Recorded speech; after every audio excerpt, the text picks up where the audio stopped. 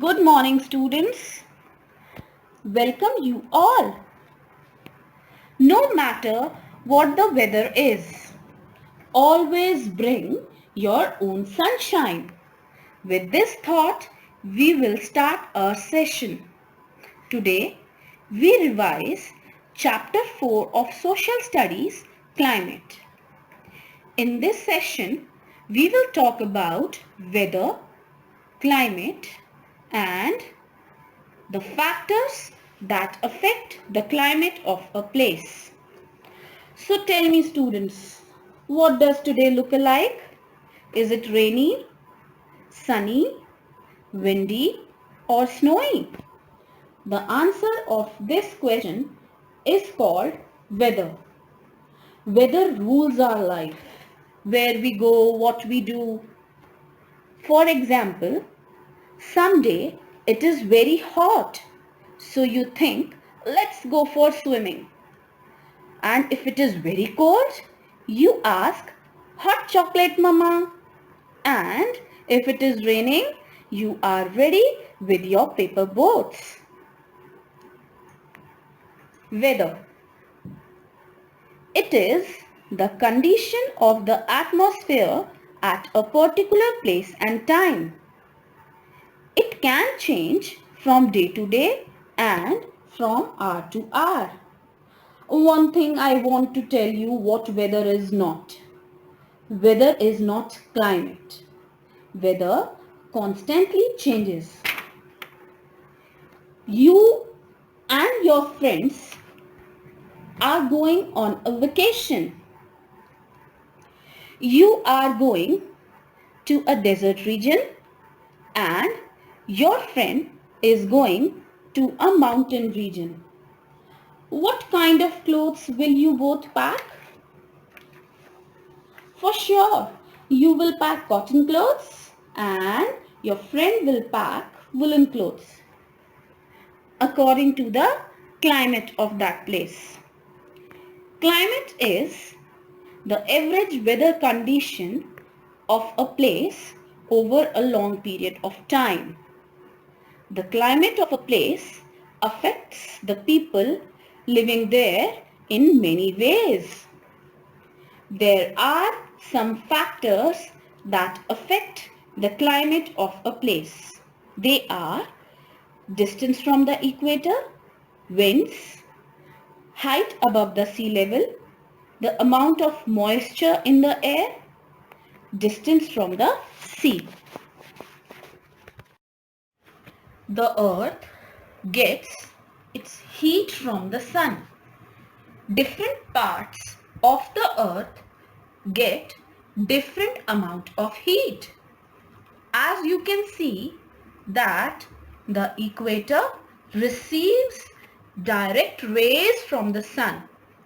The area on the both sides of the equator between the Tropic of Cancer and the Tropic of Capricorn is called Torrid Zone. It receives maximum amount of heat. This area is also known as tropical zone as it lies near the equator, so it remains hot throughout the year. Now, look at the area which lies between the Tropic of Cancer and the Arctic Circle in the northern hemisphere and the Tropic of Capricorn and the Antarctic Circle in the southern hemisphere. These are temperate zones. The slanting rays have to heat up a larger area of the Earth's surface than the direct rays that fall on the equator. That is why these regions are neither very hot nor very cold but has mild climate. Now see, the areas between the Arctic Circle and the North Pole in the northern hemisphere and between the Antarctic Circle and the South Pole in the southern hemisphere.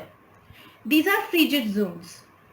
These areas receive very little amount of heat from the sun, as the sun rays have to travel a greater distance from the air which has clouds, water vapor and dust particles present in it, so it loosens its heat.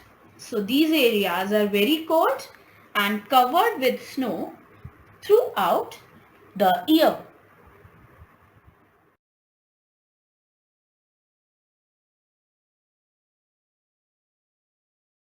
That affects the climate is height above the sea level.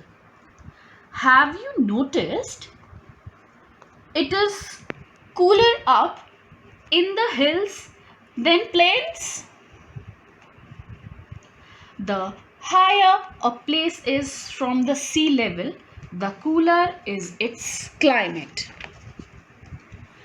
Distance from the sea level.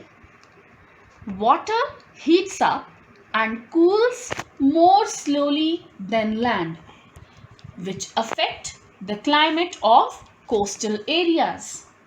That is why places near the sea are warmer in winter and cooler in summer than other landforms. So, climate of a place is affected by the distance from the sea level and you find it moderate. Winds. Winds also affect the climate of a place. Winds may be hot, cold, dry, full of moisture. It depends on where they come from. For example, the hot winds from desert make climate of an area very hot during summer. The winds from the sea are full of moisture and bring monsoon. The cool winds from the mountains are reason for the winter season. Humidity. Humidity is the amount of water vapor in the air. As equator receives the direct rays from the sun, so water evaporates from the water bodies. This causes heavy rainfall. So the climate near the equator is having humidity or water vapor in the air. Whereas deserts are dry places where the climate is dry and there is no humidity in the air. Did you know, students?